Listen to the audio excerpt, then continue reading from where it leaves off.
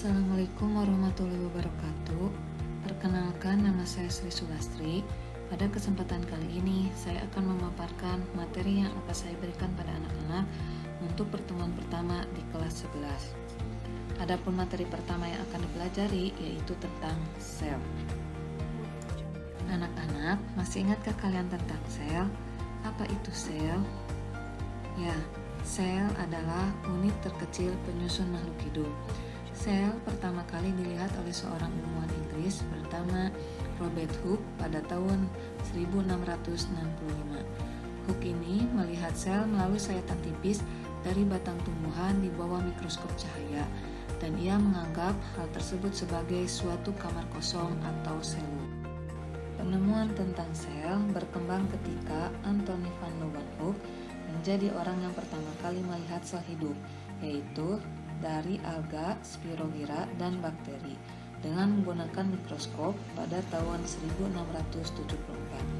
Sejak saat itu, para ilmuwan di seluruh dunia berlomba-lomba untuk melakukan percobaan tentang sel, sehingga muncullah teori-teori mengenai sel, yaitu diantaranya yang pertama, sel merupakan satuan struktural kehidupan.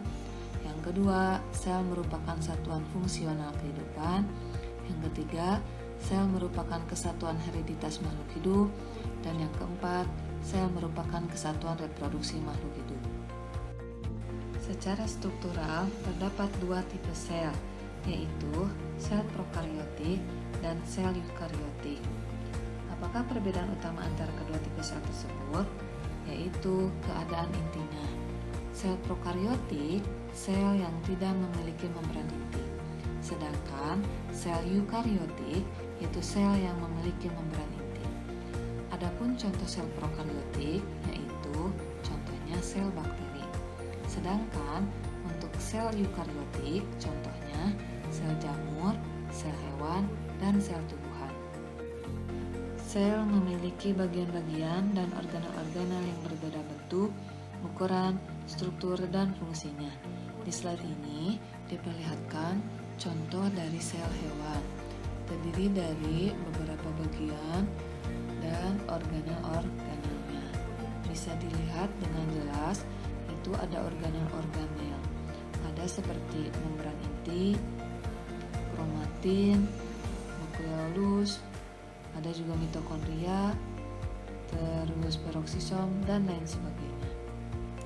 Sel tumbuhan juga memiliki organel-organel yang hampir sama dengan sel hewan.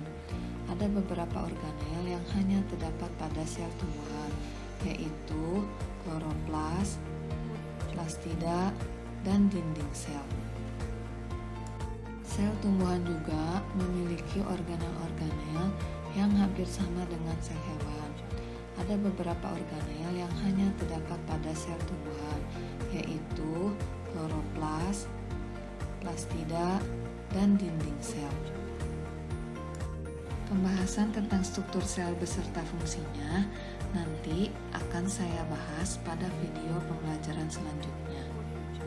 Terima kasih atas perhatiannya. Wassalamualaikum warahmatullahi wabarakatuh.